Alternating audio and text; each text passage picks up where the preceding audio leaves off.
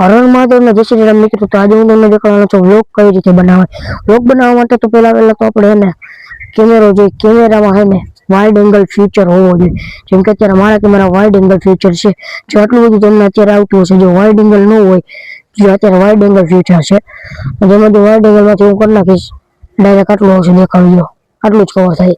Wide angle ન હોય તો ખાલી આ એક મેળીને અડધી બરોબર। જો વાઇડ એંગલ હોય તો આ બધી ત્રણ મેળી આવી જાય વાઇડ એંગલ ફીચરમાં। અહીંથી આટલું તમને આરામથી દેખાતું જશે। અને બીજી વાત, વાઇડ એંગલ થઈ ગયા બાદ તમારે એક માઇક પણ જરૂરી છે। અત્યારે મારી પાસે છે એવું માઇક પણ એક જરૂરી છે। માઇકના કારણે શું થશે કે અત્યારે જે આવું કંઈક માઇક આવે, જોઈ લ્યો। માઇક થી શું થશે કે આજુબાજુનો અવાજ છે ને એ કવર થઈ જશે, ખાલી તમારો અવાજ આવશે। જેમ કે અત્યારે મારા ઘરની આજુબાજુ બહુ જ શોર છે, તમને અત્યારે સંભળાતો નહીં હોય, કેમ કે માઇક કનેક્ટ છે। અને માઇક હંમેશા બે લેવા। જેમ કે તમે પબ્લિક પ્લેસમાં કોઈને ક્વેશ્ચન પૂછો છો કે ભાઈ તમને આવી રીતે આવને, તો આપણું માઇક આપણે મોઢાવાળું માઇક તો એ નહીં કરવું, જેમથી તમારું માઇક ખરાબ પણ થઈ શકે છે। જો આવ્યું ને આની અંદરનું ખરાબ પણ થઈ જાય છે। અને આ માઇક લેવું હોય ને તો જે આનું બૂચ આવે છે, આવડું આ બૂચ રહ્યું ને એને ઘડીએ, જે તમને દેખાડું, આ બૂચ રહ્યું ને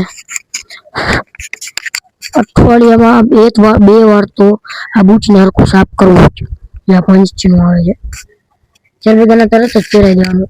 અંદર કચરો ન જવો જોઈએ, ન જવો જોઈએ, બરોબર છે।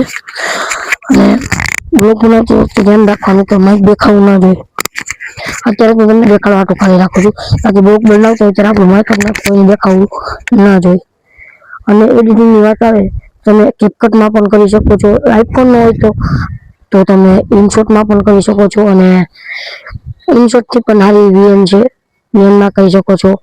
એ બધી ઘણી બધી એપ છે, પેલા વિટા પણ એપ છે, એમાંથી પણ કરી શકો છો। અને આ ખાલી જો K8 માઇક છે, તમને માત્ર ને માત્ર 1100-1200 રૂપિયામાં આરામથી તમને મળી જ જશે। એ તમારે લઈને વિડીયો ઉતારશો એટલે તમારો વાયરલ થશે। અને વાયરલ થવા માટે કોન્ટેન્ટ જરૂરી છે। કોન્ટેન્ટ એટલે કે ગમે કંઈક તમે વિડીયો યુનિક હોવું જોઈએ। જેમ કે કાલે તમે મૂકો તો આજે તો આપણે ગયા હતા ફરવા, એવું કઈ ન હાલે।